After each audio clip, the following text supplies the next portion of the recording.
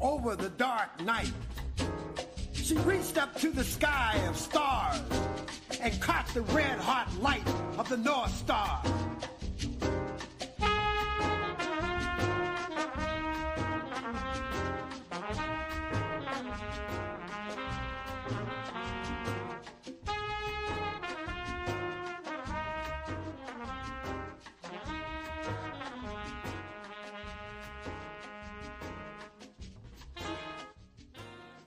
The earth, walking with blood-soaked feet. She challenged the whip, the gun, the knife.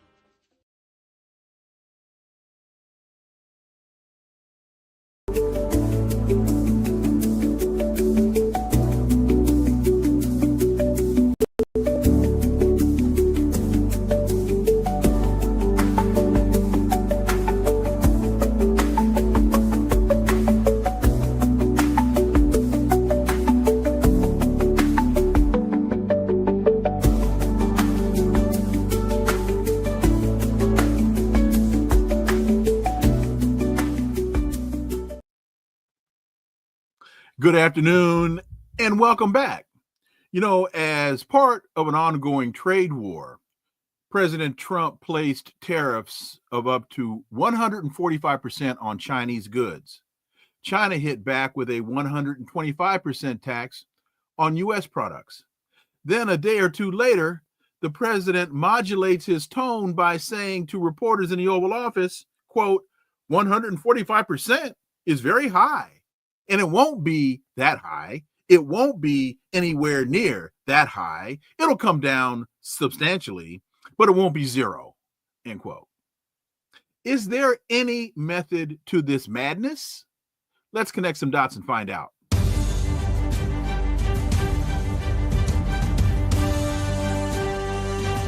Connecting the Dots with Dr. Wilmer Leon, where the analysis of politics, culture, and history converge. Welcome to the Connecting the Dots podcast with Dr. Wilmer Leon, and I am Wilmer Leon. Here's the point. We have a tendency to view current events as though they occur in a vacuum, failing to understand the broader historical context in which most events take place.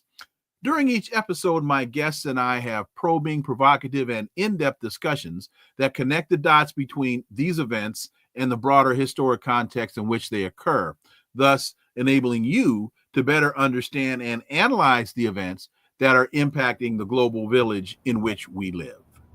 On today's episode, the issue before us is Donald Trump declares a trade war with the world and now appears to be trying to find face-saving ways to extricate himself from his own mess. My guest is an associate professor of economics at the University of Missouri, Kansas City, former president of the National Economics Association. He is Dr. Linwood Tauheed. As always, welcome back. Thank you, sir. Pleasure to be here. So let me first ask you, am I right in stating that he really now seems to be finding face-saving ways to extricate himself from his self-created mess? Yeah, I think so. And it's going to be, I think, difficult for Donald Trump to do anything that is going to be significantly face-saving, at least you know, in a one shot. It may be a little here, a little more later, a little more, but he certainly has difficulty in admitting that he made mistakes. In fact, he's never going to actually admit that. He's going to try to turn everything that he does to extricate himself into a win. But yes, he's very much trying to pull himself out of that hole that he dug. And what's amazing is that he didn't know, or his advisors didn't advise him, that that hole was something that was going to open up under him before he actually did it. He should have known that the reaction that was going to happen on Wall Street and Main Street and among other countries was going to happen. It was inevitable that he would have that response. Responding to recent comments on easing tariffs, China's foreign ministry said the U.S., quote, can't say it wants to reach an agreement with China and on the other hand, keeps exerting extreme pressure. Mhm. This is not the right way to deal with China, and it's not feasible, end quote. Dr. Tauheed, what's going on here? Has the president come to understand that China's not going to blink? Because now he says he plans to be very nice to China in any trade talks, and that tariffs will drop if the two countries can reach a deal. Some are thinking that this is a sign that he may be backing down from this tough stance that he took early relative to Beijing amid all this market volatility. Yes, I think his people who advised him on these tariffs, and my understanding is now there was always a division in the Trump administration among various persons as to whether or not the tariffs themselves were a good idea. But the tariffers won out initially, and then we had this tremendous response immediately on Wall Street, where we had a vast sellout of stocks that was, I think, unexpected. Now, it was unexpected because Trump has been talking about tariffs for decades, Mm-hmm. and he made no secret of the fact that he was going to initiate what he called reciprocal tariffs against countries that had tariffs against the U.S. Now, what a reciprocal tariff is just that. Countries that have tariffs, you reciprocate with a tariff. And so if a country has, let's say, a 25% tariff on imports from the US, then a reciprocal tariff would be something like 25% on goods into this country from that country. A reciprocal tariff doesn't have to be the same amount, but it should have the same effect. And so he was arguing for reciprocal tariffs, and Wall Street, because it's Wall Street, is going to say, okay, that's the environment we're going to live in. We're going to adjust the value of our stock portfolios and so forth. We'll buy this, sell that, and so forth. And so Wall Street would have adjusted to reciprocal tariffs well before his announcement on April the 2nd of the tariffs. They would have been expecting it. Mm-hmm. Except what happened on April 7th wasn't April 2nd. Wasn't a reciprocal tariff, and it wasn't anything on the order of magnitude that Wall Street was expecting. It was much, much, much worse. And so you saw this great sell-off, this chaos in the stock market, because it wasn't what the stock market was expecting. It was much worse, and so you started to have this sell-off.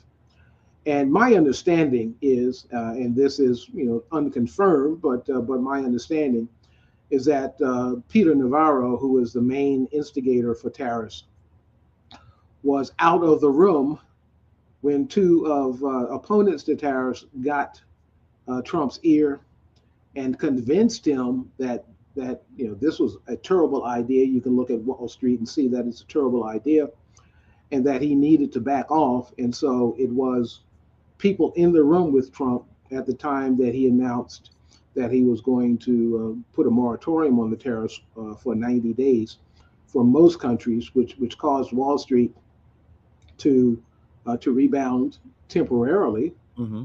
And then the announcement was we're continuing the tariffs on China, and the tariffs were raised even more on China, which caused now a further decline. And you could expect that further decline because China, with regard to trade with the U.S., is not like any other country.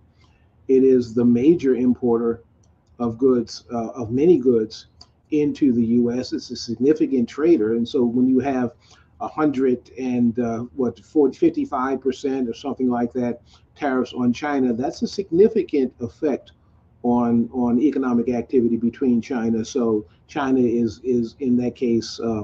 Maintaining tariffs on China, high tariffs on China, caused the stock market to begin to collapse again.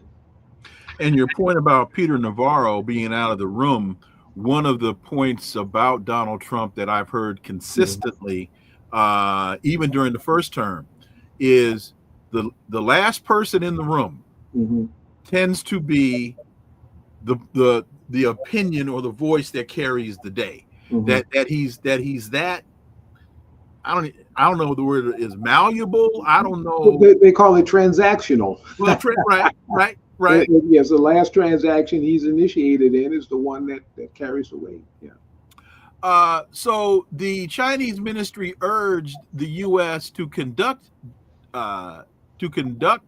dialogue with China on a basis of equality and mutual benefit, saying that such an approach was necessary for any future trade deal to take shape.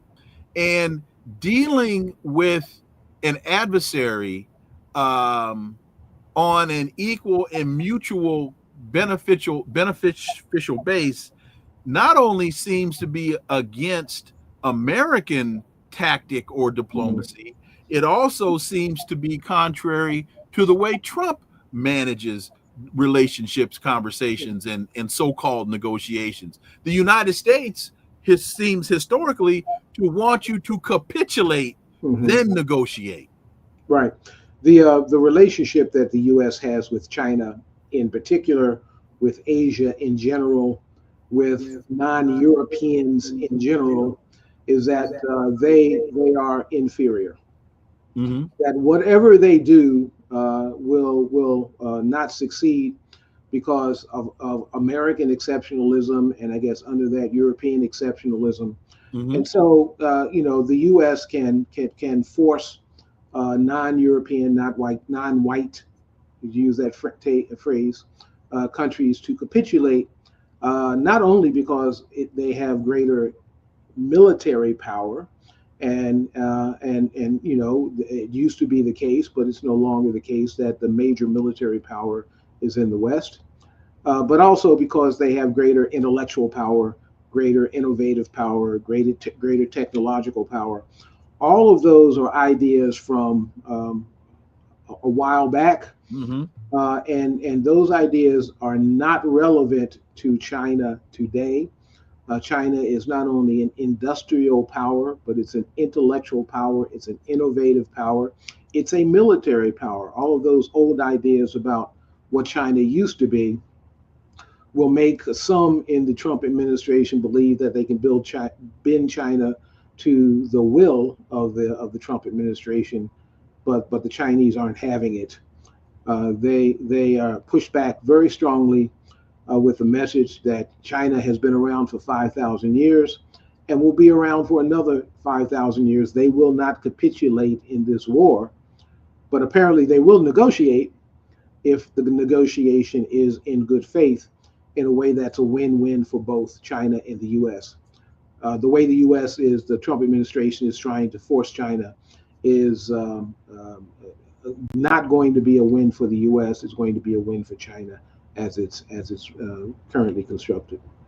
And to your point about the military dominance, the United States for a very long time with its aircraft carrier fleet could dominate the oceans. But now with the technology, the advancement in technologies, the naval prowess has shifted away from the aircraft carrier to the submarine. And also with hypersonic missiles, those submarines are just targets to be sunk. So the United States is trying to fight new wars with old technology. Yes, I mean the Chinese have unveiled their, I think fifth or sixth generation fighter. These are fighter planes that are able to go into space. And so when you have the U.S. military personnel who are talking about dogfights, our jets are more maneuverable than these Chinese, and so we'll engage in a dogfight. What the Chinese are unveiling in these new generation fighters is dogfights are a thing of the past. They can knock out aircraft before the aircraft can even see on radar that there's an enemy aircraft out there, and their dogfights are its old way of thinking. It's like tank technology, World War II technology and so forth, where the dogfights and major tank action came into being. That's not the case militarily now. In addition, the Chinese, if you're going to, the U.S. is wanting to project power against the Chinese in the South China Sea. Correct. It's called the South China Sea because China is there. The Chinese are not projecting power in the Atlantic or even the Pacific Ocean along the borders of the U.S. And so if you're going to send the whole U.S. military to China, that probably is a logistical impossible thing to do. Plus, they would be, as you said, in the water and available for targeting. Even the military bases that are ringing China, the Chinese see those as targets of opportunity. They're just there, and once they're taken out, what do you do then? Even Michael Vick will tell you dogfights are obsolete. And Mike, I couldn't pass that up. Love you, brother, but I couldn't let that joke go by. Just another quick point on the submarine side, Russia has just launched a titanium-hulled submarine that, being anti-magnetic, means you don't pick it up on radar.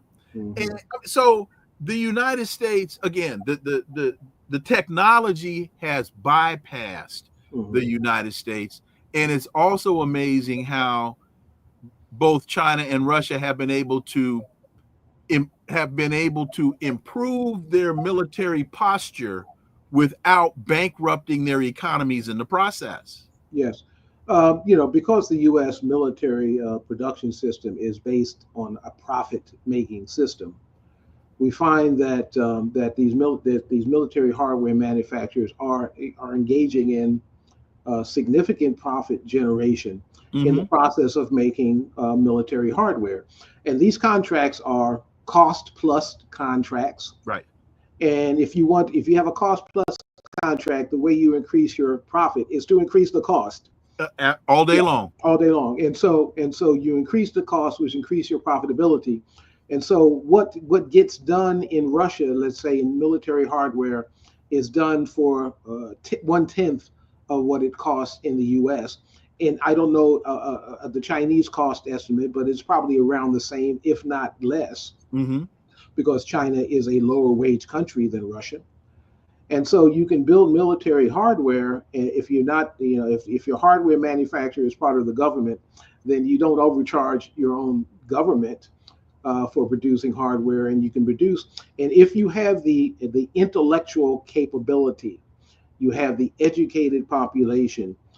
China has China is 1.5 billion people. The U.S. is 300 million, a little more than that, but 1/5. You have more engineers in China than there are persons in the American population, almost, not quite. But those engineers are well trained. They are innovative. They are doing what they're doing for love of country, and they're showing their ability to not only generate military hardware, but they can generate artificial intelligence systems for 1/100th of the cost in the U.S. and other kinds of innovative processors, cell phones, and electronics, and so forth, at a much lower cost, and are very competitive even on the open market. And so China has an industrial policy. Russia has an industrial policy. Part of that industrial policy is the education of their population, whereas the U.S. not only doesn't have an industrial policy, but it's engaging in the process right now of decapitating and euthanizing its educational system, so that its population will not be smart enough to compete against China or Russia. And just quickly, so people can understand, when you were talking about cost plus contracts, what that means is the Lockheed Martin puts a concept for a new fighter plane on the table, and the government says, well, how much is it going to be? And they say, well, we don't know. We estimate $2 trillion. And they say, oh, okay, go ahead and build it. And however much it costs is what it costs, and we'll pay you what it costs, instead of how much will it be? 2 trillion. Okay. Any penny over 2 trillion comes out of your pocket. We are not so people fixed price contracts versus cost plus contracts. Just wanted to make that point. I think it's COVID. Haynes says last month Lutnick told Fox Business he wanted to remove government spending from GDP. Should his the laughter tells us the answer. Should his statements be taken seriously, and what effect would that policy have on the economy? Well, if you are serious, for example, about reducing government spending, right now, government spending is part of GDP, along with consumer spending and investment spending. Those are major components of GDP. Also, the other major component is the trade deficit. And right now the U.S. is in a deficit, so that decrease that takes away from GDP. If you take government spending out of GDP, then if your intention is to decrease government spending, and you're working to decrease government spending, then with government spending as part of GDP, then GDP will decline, right? But if you take government spending out of GDP, there's also no way to track government spending in a popular way. And while conservatives always say they want to reduce government spending, conservatives never reduce government spending. They always increase government spending. For example, in modern times, Ronald Reagan came into office talking about reducing government spending, talking about the size of the deficit. And while Ronald Reagan was in office during his during his 2 terms, the government deficit, the debt tripled. Government spending went up. There was a surplus in, excess government spending. So much so that government spending, the U.S. Was, as when the Soviet Union faltered and failed during the Reagan administration, it was blamed on the fact that the U.S. has outspent Russia or the Soviet Union. That is, Reagan boasted that he spent so much, particularly in military spending, that it bankrupted the Soviet Union. So if you want to take GDP out of government spending with a Republican administration, it's probably because they want to just increase spending, but not wanting to keep track of it. So let me. There was a comment here from where'd it go? Shoot. Oh, from, and I don't know how. Albert Witch Wiggler. I don't believe Russia is making any new titanium hold subs. Well, to that I send you to 1945.com. Russia's Sierra 2 class submarine has a titanium hull the Navy can't match. And that's just one place. I've seen these articles a number of places. So come on, man. Don't play. So your comment, if I remember, your comment, Wilmer, was about Chinese titanium hulled. No, Russia. Oh, Russia. Okay. Yeah, I said Russia was Russia had announced their titanium hulled sub. So Alba Witch Wiggler, come on, man. Don't try to play me like that on my own show. I'm just joking. Donald Trump said President Xi had called him despite denials from Beijing that talks to ease trade tensions between the world's 2 largest economies had started. Trump said of the Chinese president, he's called, and I don't think that's a sign of weakness on his behalf, end quote. However, several people familiar with the situation said Xi hasn't called him, and I would tend to think that he hasn't, because I don't know that there's anything right now for President Xi to call him about. Well, President Xi has responded through his ministry, his finance ministry, his foreign ministry, that China will not relent in this war on this tariff war. They've matched the increase in tariffs from the U.S. with their own increase in tariffs. They've also, in fact, gone even further by restricting imports, now eliminating imports from the U.S. into China, and they've restricted exports of rare earth metals and other valuable resources into the U.S. To the extent that those restrictions on the imports into the U.S. Rare earth metals is going to affect national security, and they know that that's the effect on U.S. national security in not being able to produce various kinds of military hardware and so forth. So they've not only put a tariff on the export, or let's say responded with a tariff on the import of goods into China. They've also said there are certain goods that are important to the U.S. that we're not going to allow to export into the U.S. So they've actually upped the ante on the Trump tariffs against China, and it says they will not relent in the trade war.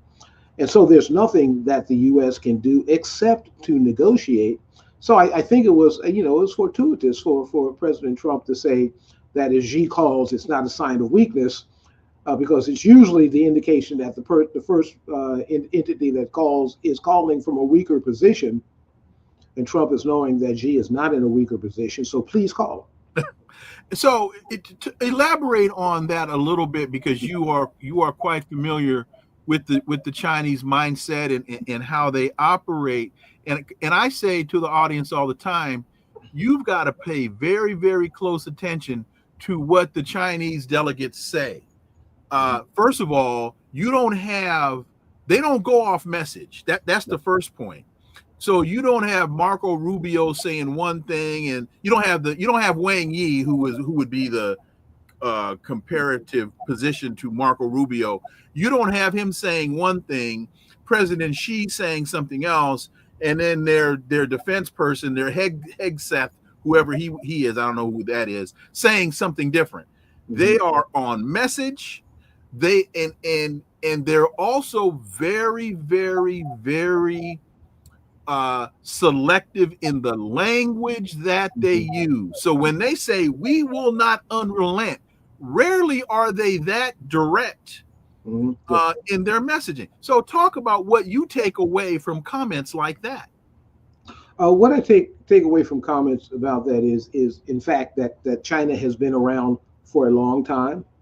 They have not only been around as a country, as a state for a long time. They have records of their negotiations with Genghis Khan, mm-hmm. and negotiations with other empires in the world. When the China is reinitiating this process that they call the Belt and Road. Mm-hmm. And the Belt and Road is a reinitiation of trade routes from China through to going west. That at one time went as far as certainly as far as Turkey.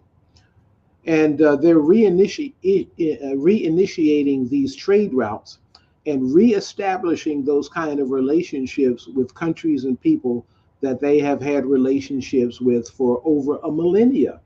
They have records of that. They have records of their relations. And so when they go into a country like Kazakhstan, which was one country on the trade route, they can come and bring their records, and the Kazakhstanis and the Chinese can talk about how they negotiated and mm-hmm. the relationships they had 1,000 years ago.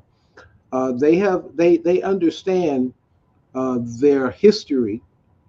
They understand that you can't treat people unfairly and have good trade relationships with them. And China has never been. They've been a country. They've been consolidated as a country, but they've never, certainly in recent history, been expansionist in their viewpoint. In other words, they're wanting to create win-win relationships, not relationships in which they win and others lose. They realize that that's not how they stayed around for 5,000 years. And so when they say these things about China is not going to relent, they are very serious about this. This is not a negotiating position, or if it's a negotiating position, is understanding that we're not moving off of this idea that we're going to win. Not only that, the Chinese are doing the things that they need to do so that their words are not just bluster. Mm-hmm.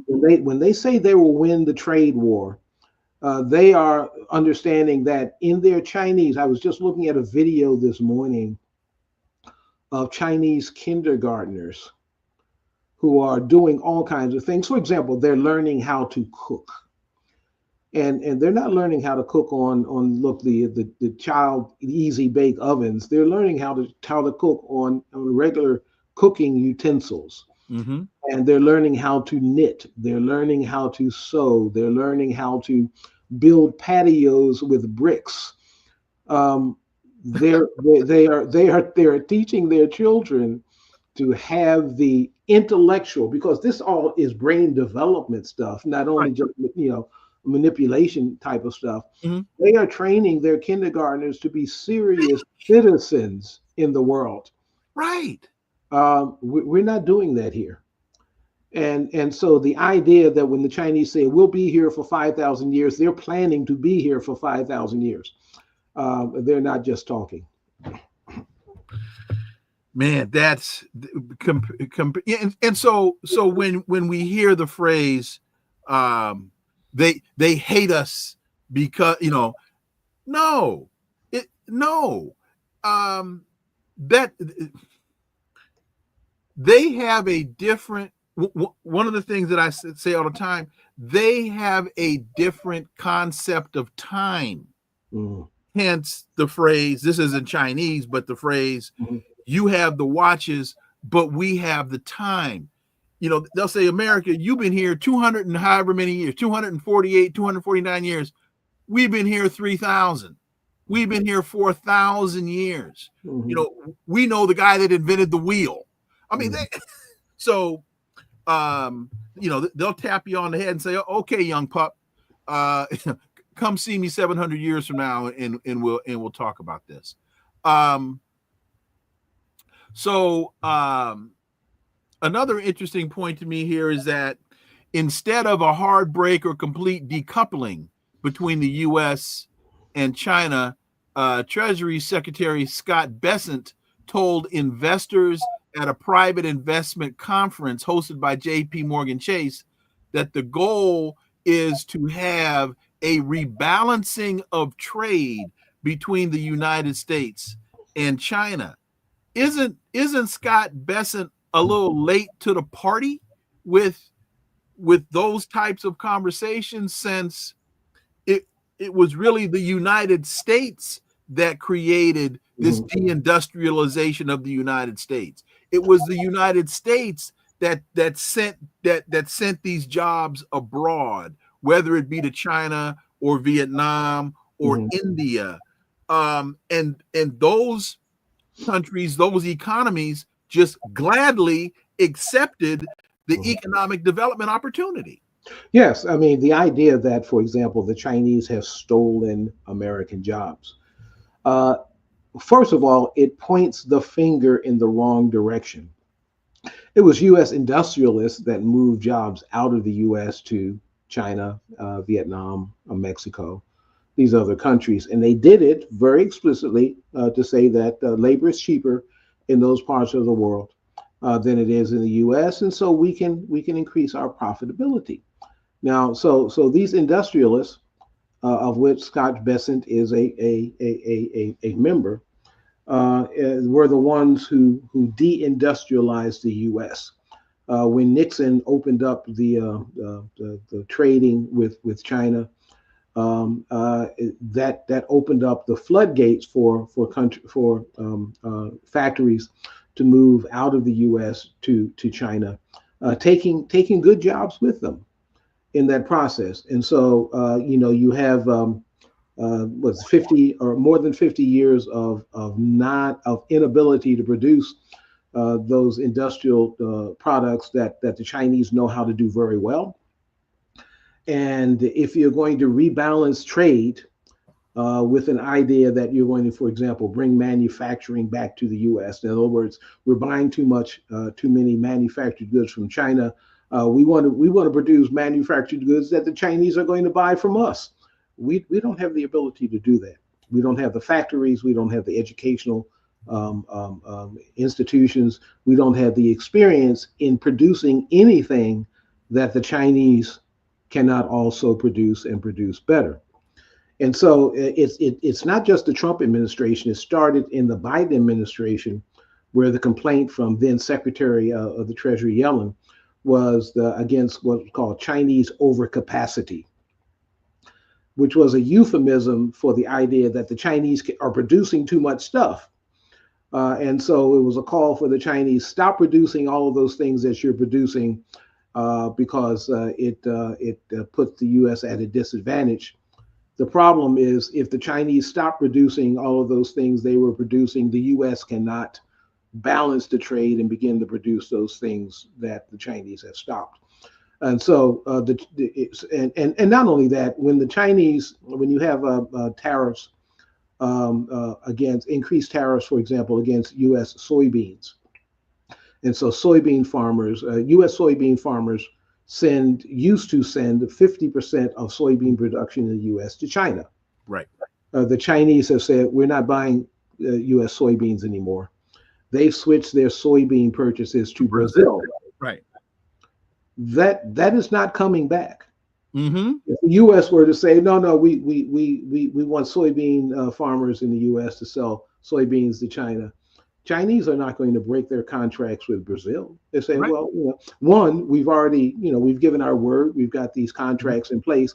Secondly, the Chinese are not going to put themselves in a place where they can be threatened again with tariffs. And so that horse has left the barn. And so many of these other things that the Chinese used to buy from the U.S., it wasn't that the U.S. didn't sell anything; it was mostly agricultural products. Right.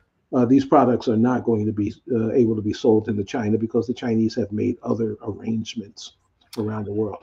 And if I have this right, during the first Trump administration, he renegotiated these agreements, and they got worse. He's been hustling backwards. Mm-hmm. And folks, my guest is Dr. Linwood Tauheed. He is a associate professor of economics at the University of Missouri, Kansas City. His areas of interest are institutional economics, economic methodology, African American political economy, and he is obviously, you can hear, a foremost expert in these trade issues, and we're talking about, of course, the escalation of the trade war that the Trump administration has initiated with China. So that's who you're hearing. That's and you're getting just phenomenal analysis of the situation, and we really appreciate you all staying with us and also subscribing to the YouTube channel and making your contributions to supporting the program. So Trump's recent comments have come as U.S. stocks and treasuries, they've been battered since he rolled out these tariffs on April 2nd, and you've talked about that. Later announcing a 90-day reprieve for most nations, then 145% tariff on Chinese goods, but he made exceptions for computers and popular consumer economics. So it's almost as though he's playing a game of chicken with himself, because he makes these grandiose, incredibly bold proclamations and statements and executive orders, and then it seems as though somebody tugs on his collar and says, look, Don, bad move, homie. And now, okay, well, then here's what I'm going to do. Dr. Tauheed. Yes, and with the 145% tariff, that was an increase from the 104% that came out of the August 2nd process. The August 2nd process increased tariffs against China by 54%. It was already at 50%. So it went up to 54%, and then it's now up to 145%. The Chinese have responded in kind by increasing their tariff rate to 125%. So you get these pronouncements. The Chinese tariff is staying in place, but he's also saying that look, we can make a deal, and we will begin to reduce those tariffs with the Chinese if they reduce their tariffs. Well, they weren't that high in the first place. The Chinese tariffs just came as a response to American tariffs. So what was the point of doing that, wanting to negotiate back to a position where you were before? And that's because you realize that you made a mistake. Now, as I said before, there were persons who went into the Oval Office and convinced him that he had made a mistake, and so he rescinded tariffs on all countries except China. But he's still trying to play that game with China as if the Chinese are going to have a problem. And I think part of the reason that he sticks with this Chinese tariff thing is that he's convinced the American public, at least those his supporters, that it will be the Chinese who will pay the tariff, just like the Mexicans will pay for the border wall. It's I'm going to put this policy in place, and it's going to hurt China. And if you're hurt in the meantime, don't worry, the Chinese are going to pay, and we'll take that money and we'll send it out and as subsidies to farmers, and we'll make you whole and so forth. So just hold on a little bit. Everything will be okay. I don't know what Donald Trump knows, but he is an importer of goods from China. And he knows that when he imports those goods in from China, that he as an importer pays the tariff, not the Chinese manufacturer who pays the tariff. And there is such an imbalance in the cost of production between the U.S. and China. For example, an iPhone costs $10 to produce in China. Now it sells for $1,000 here, so that gives you an idea of the markup on Chinese production. Well, because iPhones are produced in China, the Chinese know how to produce iPhones. And if they were, for example, to begin to produce iPhones not for export to the U.S., but for import use in China, it would only cost them $10 to do that. And so selling Chinese iPhones, you could call them knockoff iPhones, in China wouldn't reduce Chinese iPhone production. Chinese iPhone production workers are still going to produce iPhones. They're still going to get paid.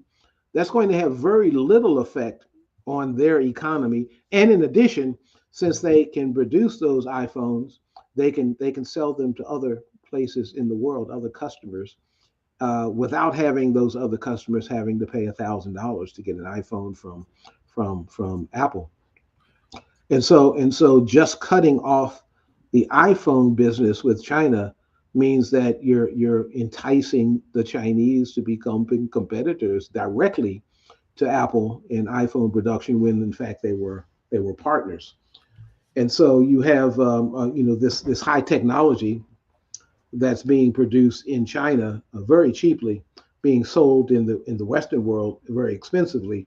And when the Chinese are tired of that and find other customers for those that production, those customers will be available, and that will be there's so many dimensions to the possible harm to the U.S. economy from Donald Trump initiating these so-called tariffs, that it can't do anything but cause damage to the U.S. and will benefit China in the long run. The Chinese know that, and even knowing that, they're saying, let's sit down and do a win-win deal, so that we don't disrupt the world market so much. The Chinese are willing to continue to be good partners, if you will, with the U.S. And there are those in the Trump administration who I'm sure are in his ear and saying, we've made a drastic mistake, but we can still pull this back. We'll see if it gets pulled back.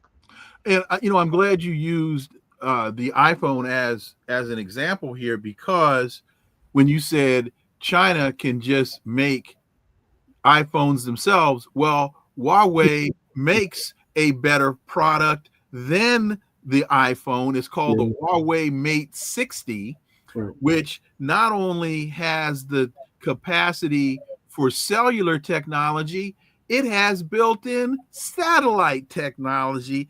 It's a satellite phone, along with being a cellular phone. It costs less than the iPhone, and the problem with it is we can't get it here in the United States. But when I in 2016 I went to Iran for the first time, and I always thought the iPhone was the leading cell phone in the world. It wasn't until I got to Tehran that I found out, no, that's like number 6, number 7 in the world. And another point, again, you mentioning the iPhone takes me to the point that Apple is now aiming to source its U.S. iPhones from India, pivoting away from China as a result of these tariffs, which I think this was from the Wall Street Journal, wiped out $700 billion from Apple's market value. So now Apple is planning to shift the assembly of all U.S. sold iPhones to India as soon as next year. That means it walks away from its manufacturing facilities in China. It has to rebuild that in India, and the Indian population. Say that again. They're walking away from their Chinese facility, and they have to rebuild. They have to build that facility in India. So you're using asset base, and you have to now go into investment in India. Now the Indians in some years from now will be able to make iPhones. They have a population that is educated enough to make iPhones, but that doesn't happen overnight. And but it would happen faster in India than it would if the Apple tried to make in an Indiana. iPhone in the US. Yes, absolutely. Faster in India than Indiana. And not only that, the iPhone itself. You think about the assembly of the iPhone. That's what's happening in China. Right. But in China, you're not only assembling iPhones, you're assembling iPhones with parts made in China. So when you move that factory to India, the India factory is going to have to import parts from China in order to build those Chinese iPhones, those Indian iPhones. And so there's hardly any way to move from the current manufacturing sourcing basis to something new that's going to happen quickly. That would happen over years. And so of course, if you're importing goods from China into India, then you don't have the U.S. tariff on that, and so the tariff won't be in effect. And what this also demonstrates is another element of failure in Trump's tariff logic, because Apple is not what's the word? They're not bringing the jobs. They're not bringing. What's the word I'm looking for? Well, I don't know if there's a word for it. We're not rebuilding the manufacturing base in the US. When you bring the job back, when you bring the foreign job back to the United States, or outboarding or inboarding, right? You're not inboarding, okay. Right? So that iPhone job isn't going to San Jose. It's going to Bhopal, India. Right. So Donald Trump, you failed again, son. And it's China has, of course, China is not seriously concerned about assembly jobs going to India. After all, India is a BRICS partner. And so what, this is kind of a natural process, if you will. At some point, the Chinese labor costs would have risen to a point where it would have been, Repatriation. it would have been natural for the Chinese to move assembly of iPhones to India itself. This happened with other manufacturing. For example, Nikes are no longer made in China. Right. They're made in Vietnam. They're made in Vietnam, and so it was okay with the Chinese because they moved on to production of other things, and so China is in this sense going up the value chain because their wages are going up.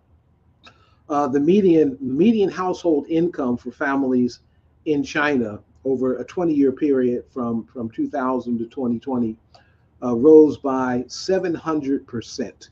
That's the median household income. China raised more than 1 billion people above the poverty line in that period of time. In that same period of time in the US, the median household income rose 7%. And so China has been 100 times more effective at raising people out of poverty. And when you go from being a low wage country to a medium wage country to a high wage country, then you offshore your low wage jobs. And so offshoring went from China to Vietnam.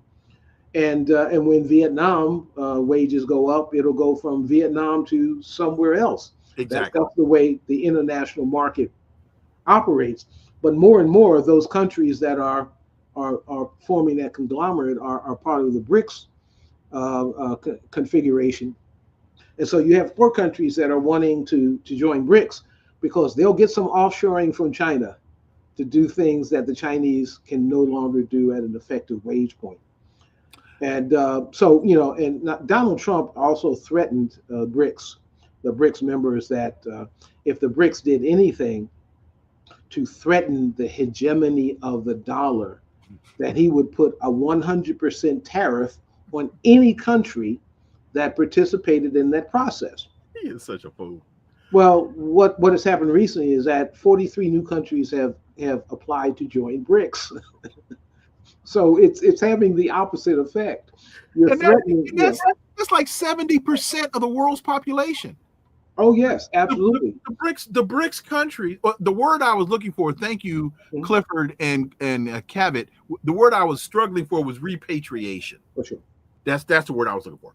But so the BRICS are relatively small in number, but they control 70% of the world's population. Yes. Well, I mean, we're talking about, of course, India and China. Right. And now we're talking about Indonesia, Malaysia. We're talking about very large countries that are few, but very large countries that are joining BRICS. And apparently, Donald Trump's threat had other countries decide, okay, we have to make a choice. Donald Trump has threatened, has tariffed Lesotho, small country in Africa, 2 million people that made jeans. That was their import into the U.S. They got hit with a 50% tariff, if I remember. That tariff has now been reduced to 10%. But if you're in Lesotho and that's your trading partner that is tariffing you because you're creating low-cost goods for sale into the U.S. market, and now you're threatened that if you join BRICS, we're going to give you a 100% tariff.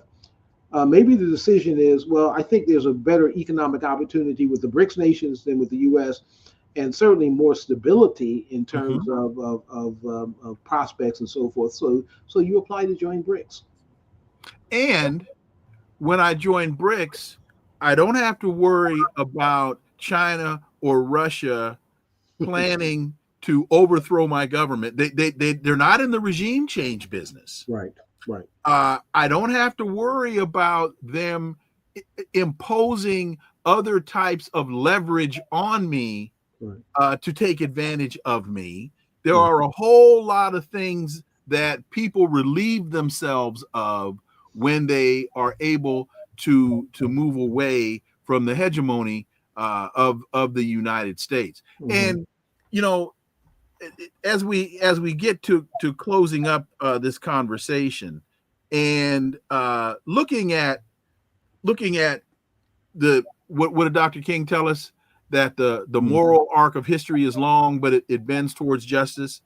As we look at this arc of history relative to empire, the Greek Empire, the Ottoman Empire, the Roman Empire, the British, as everybody knows, there was a time when the adage was the sun never sets on the British Empire. Now Britain's where you go for vacation, and for the most part, pretty nasty food.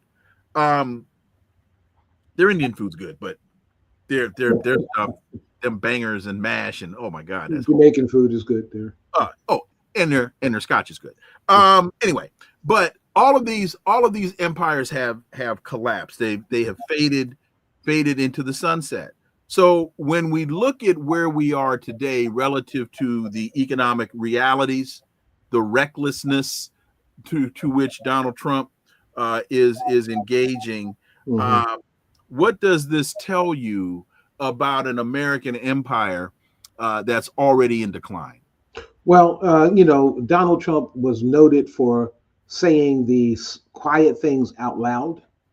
He took over the Republican Party. The Republican Party had been whispering various anti-racist, anti-Black racism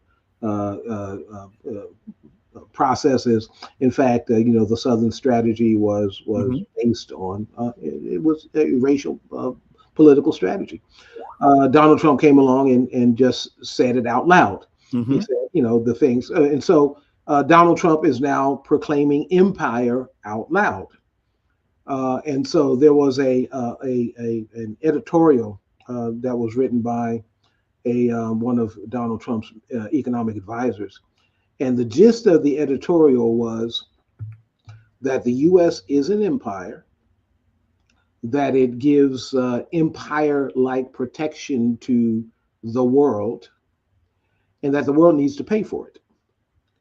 That is, if the U.S. has a military base that's near you, then that military base is protecting you from the Chinese. So the citizens of those countries, not just where the base is, but the citizens around the country need to pay. And the way they will pay will be to buy more from the U.S. than they sell to the U.S., continuing the tariff theme, because this is not really a tariff. This is an evaluation of how much the U.S. buys from a country as opposed to what it sells to the country. That's what the tariff formula was based on.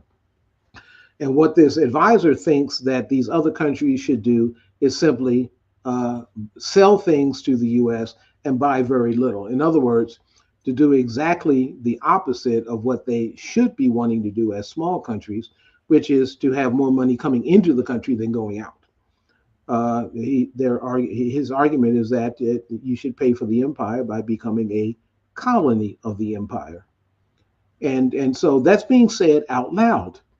Whereas before, the idea of soft power was, we come in, we give you some foreign aid. That the foreign aid is tying you to the U.S. diplomatically and maybe even militarily, but we're not going to say it. The Trump administration is basically saying, you need to pay, which is for me an evidence that the empire knows it's declining. Donald Trump is trying to prevent that from happening, but doing it in a way that's not going to be successful. Empires come and go, primarily because they're empires. At some point, they overreach, they overextend themselves, and the rest of the world that is dominated by the empire has a desire for freedom, and begins to throw off the empire, and the empire can no longer support itself. So what the empire now is doing is asking for the rest of the world to continue to support the empire. The rest of the world is not going for it. Can you give me a couple more minutes? Sure. Absolutely. Thank you. Because you just mentioned about if we have a military base near you, then you need to pay for it because we're protecting you against the Chinese. We're protecting you against the Russians. And when you said that, it makes me think what that really is. We're protecting you against the perception of threat, and the United States is the one creating the perception, because China's not imperialist. China's not trying to trying to take over anybody. Russia's not imperialist. Russia is in Ukraine. Marco Rubio said this, and I know he regrets having said it, when he came out and said, this is a proxy war. Marco Rubio said that. So the United States is creating these misperceptions, these illusions of threat. Now they're over there in Iran trying to negotiate with Iran about a nuclear program and a bomb that Iran has no plans on building. So your thoughts to that point? Yeah, this is the person who wrote this essay is a fellow named Stephen Miran, Miran, and he gave this it was around, quote, enhancing U.S. dominance, but U.S. dominance is a good thing because U.S. dominance keeps the world safe. It keeps it from descending into world war. And I suspect the idea of descending into world war is we have lots of little wars, so we don't have one big war. And so the U.S. is keeping the world safe. He looks at the U.S. Military presence around the world as a global public good. That is, and the idea in public good theory is that we have, things that are out here like parks and so forth, and you don't individually have to pay for it, but you pay your taxes and that pays for the park. Well, this global public good of having military presence around the world, the persons who are getting advantage from that stability should pay for it. And since these are poor countries that don't have, money to pay for it, they should pay for it by buying more from the U.S. than they sell. The problem is, if they're going to buy from the U.S., they have to have U.S. dollars in order to do that. And so they have to basically put themselves to work for U.S. corporations who are going to pay them. Then those dollars come back to the U.S. That keeps the U.S. dollar as a dominant currency. So it's not just a matter of looking at the empire in terms of maintaining its military power.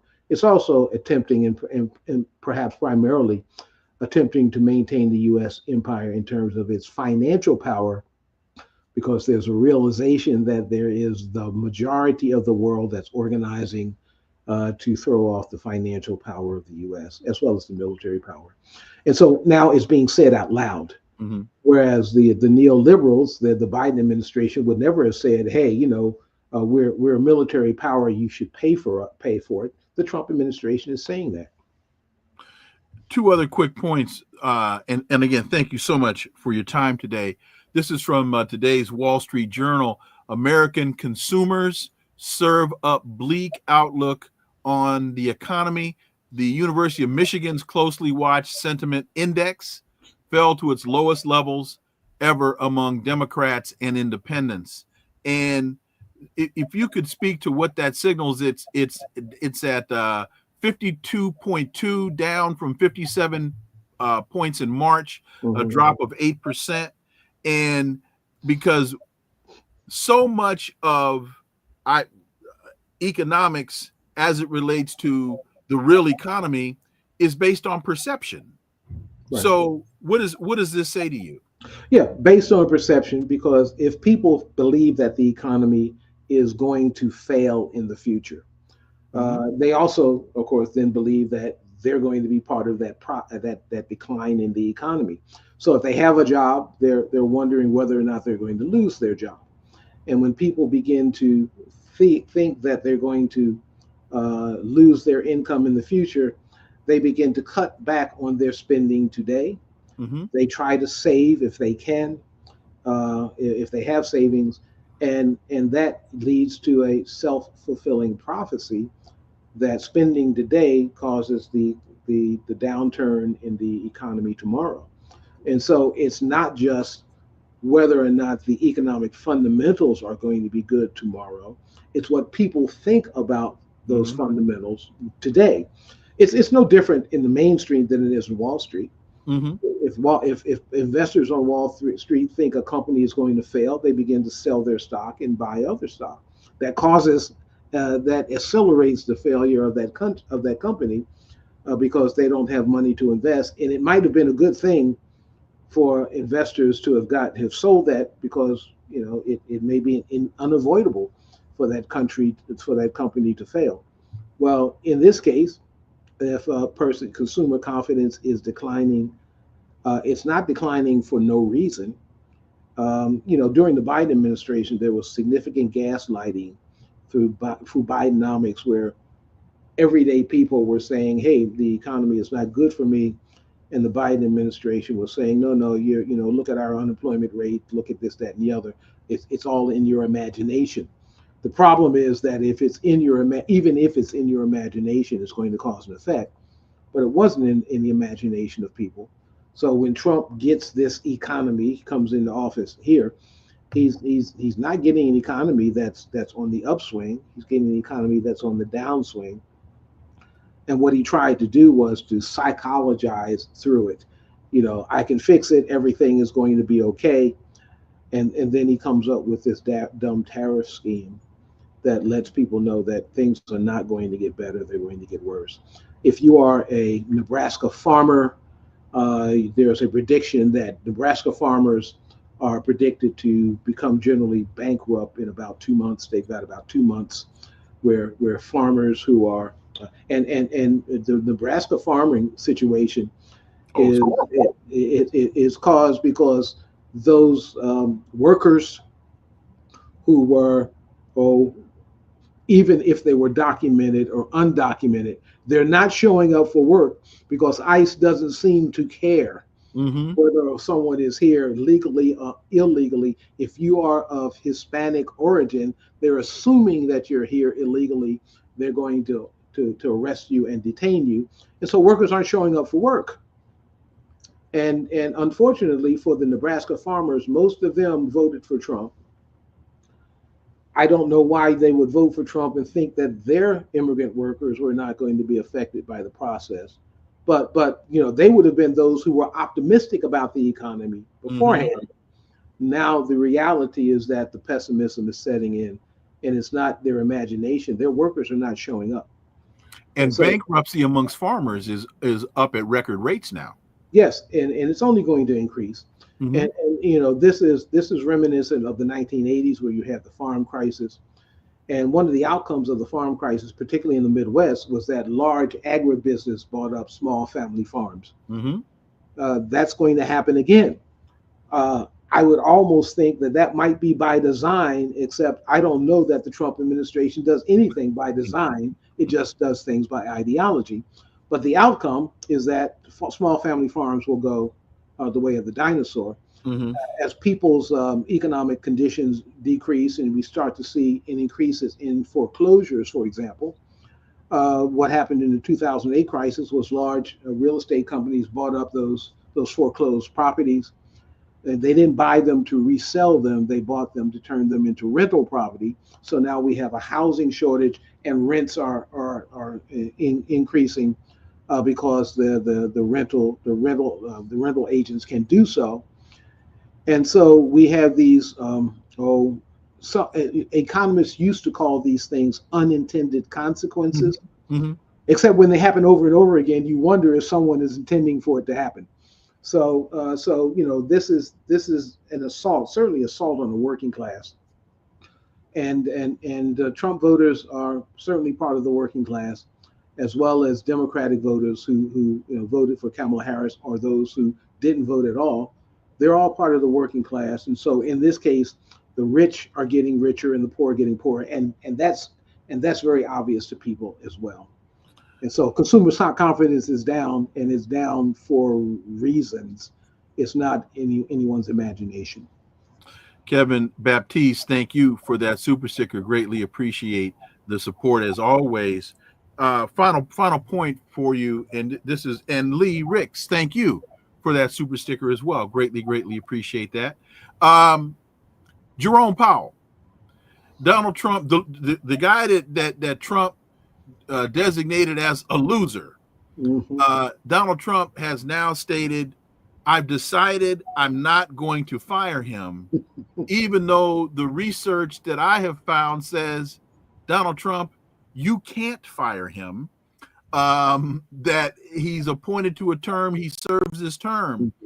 So I guess I can say to people, here's an announcement, folks.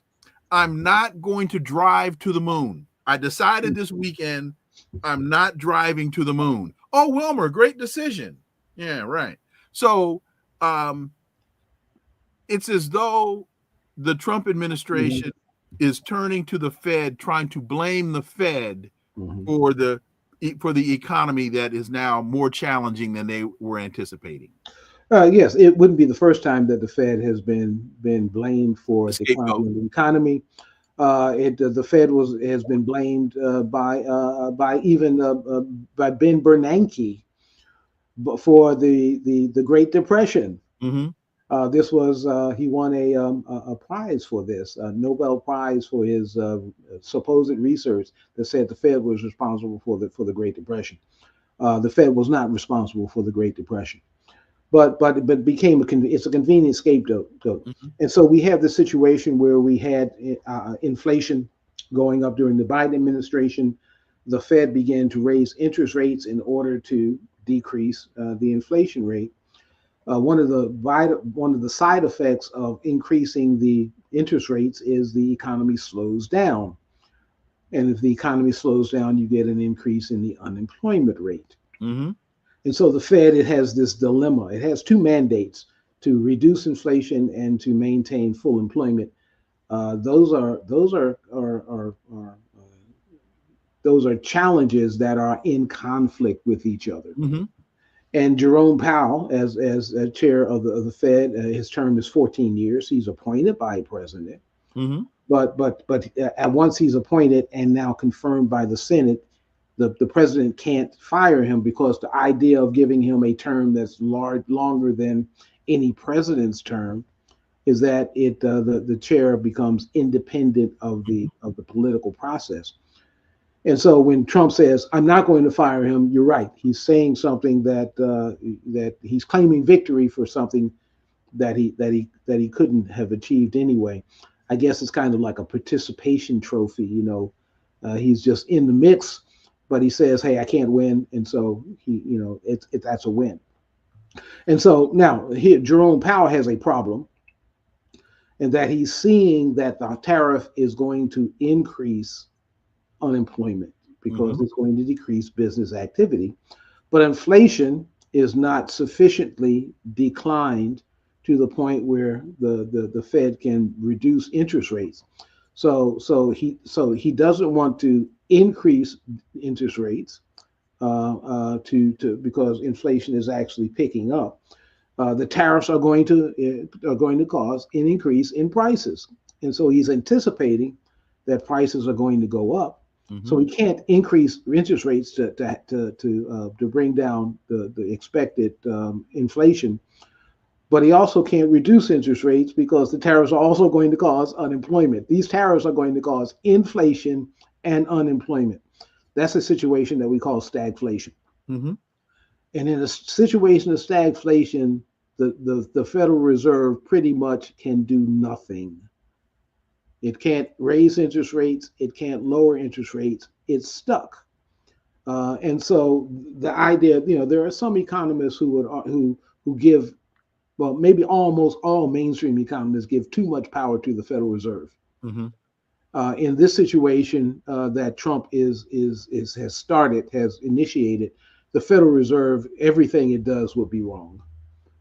And so, Trump is wanting Powell to lower interest rates. He can't do that. He's probably not going to increase interest rates there. I think the Fed is paralyzed at this point. So Trump needs to pick on some other entity because the Fed Reserve can't do anything in this instance, one way or another. As we get out, the analogy that I would use would be what happened with the economy during the COVID crisis and the Fed lowering interest rates when the problem was a supply chain issue. Right. It wasn't too much money. It wasn't not enough money in the system. there was nothing to buy in the system because the supply chain. Is that a fair? Yeah, no, absolutely. This is a supply chain problem. It is a supply chain problem caused by Trump's tariff policy, which, as I said before, is really not a tariff policy. Right. It's not a reciprocal. The way, just getting out of here, briefly, the tariffs were based on the imbalance of trade between countries. That's not a tariff policy.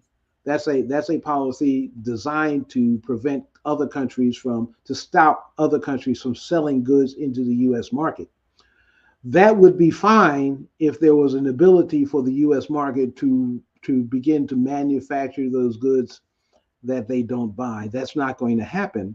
And so we will end up with fewer goods, lower supply, which means an increase in prices, but we will then also end up with the decrease in demand because prices are going high, which means that production in this country and even companies that are relying on imports or just resellers of products will have a decline in their employment because those products will be less available.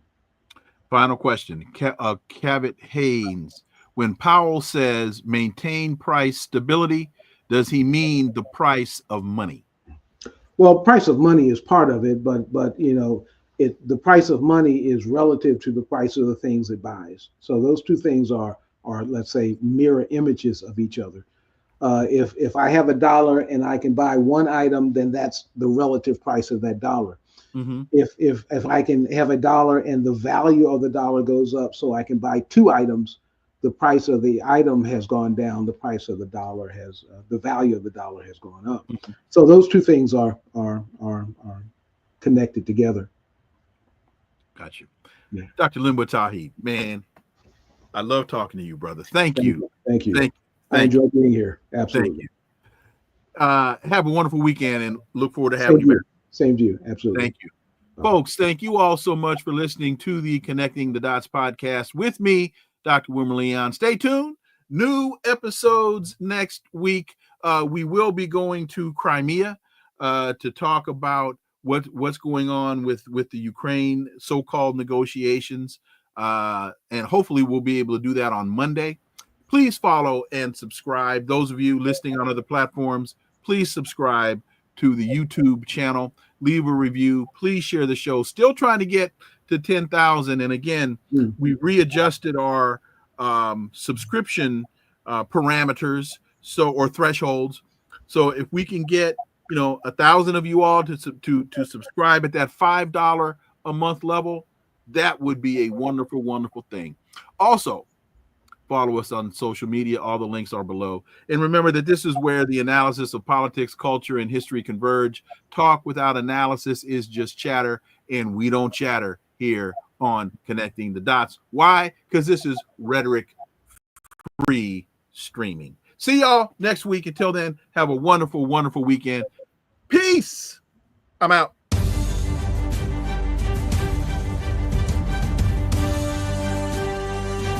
Connecting the Dots with Dr. Wilmer Leon, where the analysis of politics, culture, and history converge.